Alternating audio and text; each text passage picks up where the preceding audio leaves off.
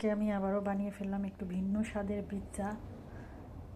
পিৎজার ডোটা আগের যে একটু নরম করেছি, আর হচ্ছে কুমড়ো, গাজর, আলু, শালগম, মাশরুম, তারপরে গরুর মাংস, এটা গরুর মাংসের কিমা জাস্ট হচ্ছে ভেজেছি। আর হলো এই একটু হালকা দই দিয়েছি, যাতে একটু খেতে মজা লাগে পিৎজার মধ্যে যদি হালকা দই দিই। তবে দইটা পানি পানি না, এটা ক্রিমি হতে হবে।